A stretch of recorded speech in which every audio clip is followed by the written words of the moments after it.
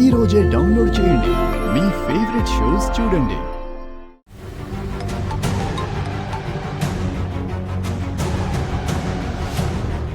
Hello, ఇంద్రానేనా? అవునండి, నేనే మాట్లాడుతున్నాను. కాల్ ఫార్వర్డ్ పెట్టావేంటి? నీ ఫోన్ ఎవరి దగ్గర పెట్టావు? నేను ఒక మిలిటరీ ఆపరేషన్లో బిజీగా ఉన్నాను. అందుకే ఫోన్ ఆఫీస్లో పెట్టి ఏదైనా ఇంపార్టెంట్ కాల్ వస్తే మరో నెంబర్కి ఫార్వర్డ్ చేయమని చెప్పాను. అసలు నీ గురించి నువ్వేమనుకుంటున్నావురా? అదితితో పెళ్లి ఓకే అన్నావంట. నీ పెంపుడు తల్లి కూడా నీ పెళ్లి చేయాలని తెగ ఉత్సాహపడుతోంది. మీ అమ్మ నన్న చస్తే అనాథగా ఆ ఇంట్లో పెరిగిన వాడివి. నీకు నా కూతురు కావాలా? నువ్వంటే నాకు మొదటి నుంచి ఇష్టం లేదురా. నిన్ను ఆ పెద్ద ఆవిడ ఇంట్లోంచి కూడా గెంటేసింది కదా. ఇంకా బుద్ధి రాలేదా నీకు? నీలాంటి వాణ్ణి నా ఇంటల్లుడిగా ఎప్పటికీ అంగీకరించలేను. రేయ్, వింటున్నావా? వింటున్నాను, చెప్పండి. నువ్వేం చేస్తావో నాకు తెలీదు.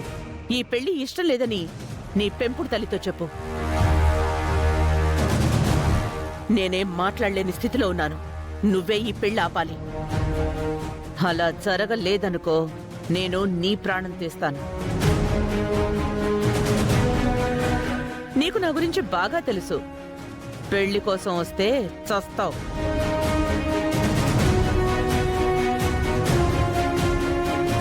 ఏంటండి, ఒక పక్క ఎంత చెప్పినా వినకుండా అదితి ఇంద్రగారిని పెళ్లి చేసుకుంటానని పట్టుపట్టింది.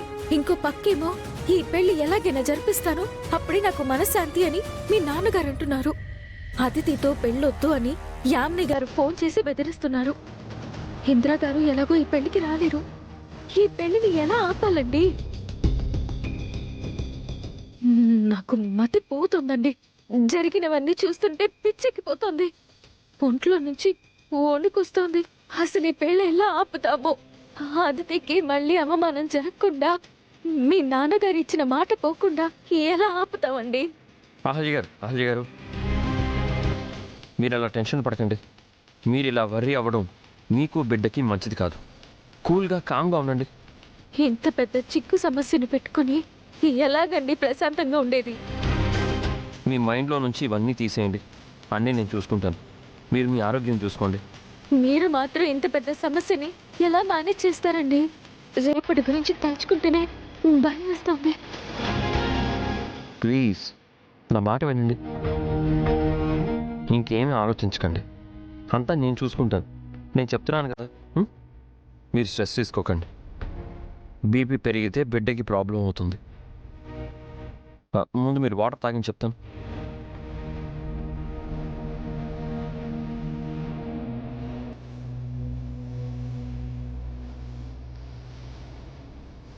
మీరు కాసేపు ఏమీ ఆలోచించకుండా కళ్ళు మూసుకొని ప్రశాంతంగా రిలాక్స్ అవ్వండి.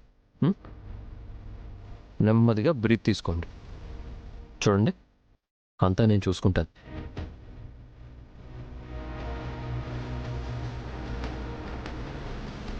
వెళ్దాం.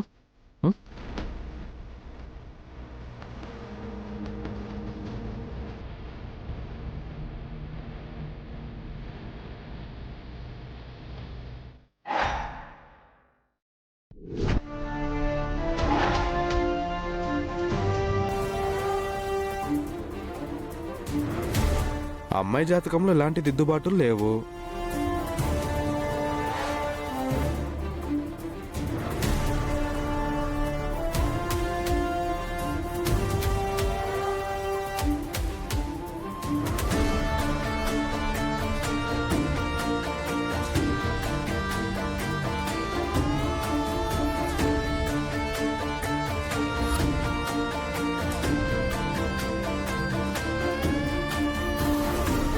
ఇద్దరి జాతకాలు అద్భుతంగా ఉన్నాయి. వీళ్ళకి పెళ్లి చేస్తే నిండు నూరేళ్లు సంతోషంగా కలిసి ఉంటారు.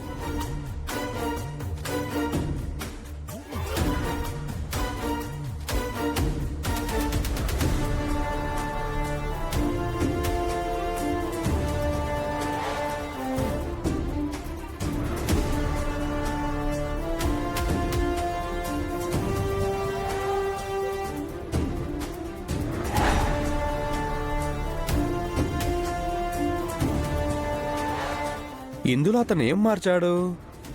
అంకెలు మారాయా లేదంటే రాశి చక్రం మారిందా?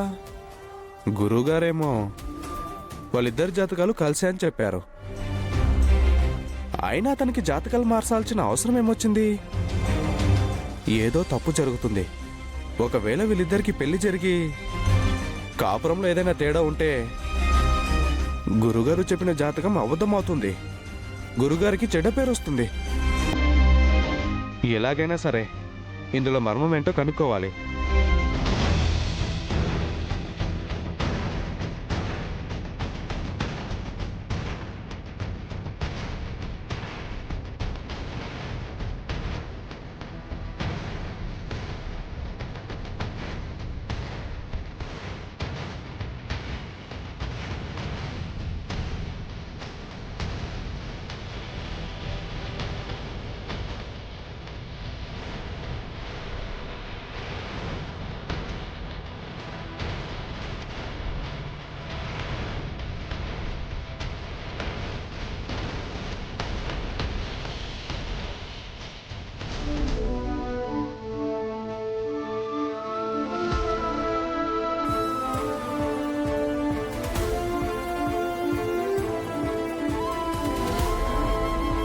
ఇద్దరి జాతకాలు అద్భుతంగా ఉన్నాయి.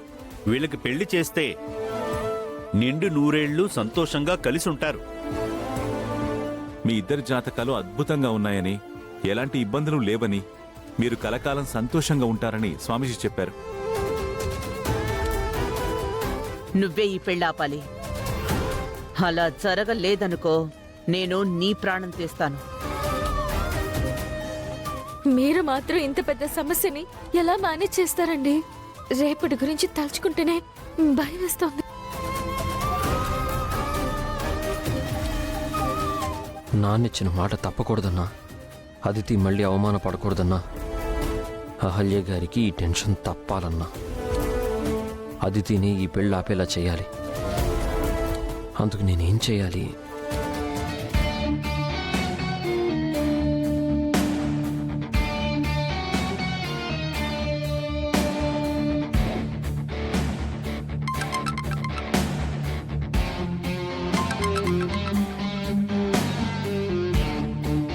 హలో ఇంద్ర, అతిథి ఎక్కడున్నావు? నేనే నీకు కాల్ చేద్దాం అనుకున్నాను. ఎప్పుడు బయలుదేరుతున్నావు? ఎందుకు? అదేంటి, అర్జున్ అంకుల్ నీతో చెప్పలేదా? మన జాతకాలు కలిశాయి. రేపు పెళ్లి ముహూర్తం పెట్టుకుందాం.